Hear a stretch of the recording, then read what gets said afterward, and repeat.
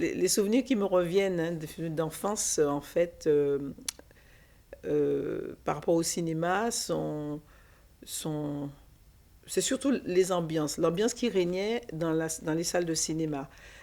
Parce que nous ne voyions pas, nous voyions beaucoup de films. Il y avait beaucoup de films qui venaient des États-Unis, des films qui venaient de France également, euh, mais surtout beaucoup, beaucoup de films américains, curieusement. Donc il y avait une ambiance, toujours une ambiance assez surchauffée. Et il y avait très peu de personnages, de films avec des personnages noirs. Alors quand il y en avait un, je me souviens que le distributeur de l'époque, il augmentait le coût du ticket de cinéma. Ça coûtait plus cher parce qu'il y avait un noir dans un western.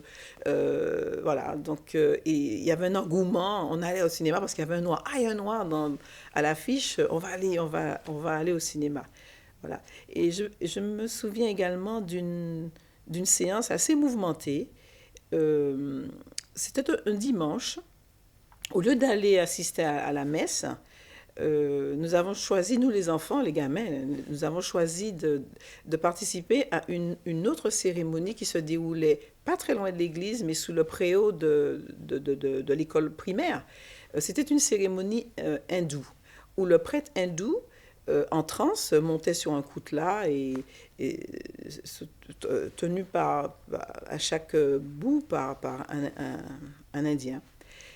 Et évidemment, très naturellement, après cette cérémonie, nous nous dirigeons vers la salle de cinéma, hein, qui était une salle paroissiale. Et au moment où la lumière disparaît et que le film que nous allons voir allait commencer, eh bien, le curé en soutane et avec sa capeline noire et son fusil à la main surgit sur scène et nous menace et il vide la salle. Allez, sortez, il nous a traités de mécréants, etc. Et il a récupéré l'argent que nous avons payé, justement, l'argent des tickets. Il a récupéré cet argent et il a dit, voilà, c'est pour la quête que je n'ai pas eu aujourd'hui. Voilà. Et ça a été un moment incroyable. Vraiment, c'était un peu comme si c'était Zorro qui arrivait sur scène comme ça avec sa capeline, puisqu'on l'appelait Zorro d'ailleurs, on l'avait surnommé Zorro.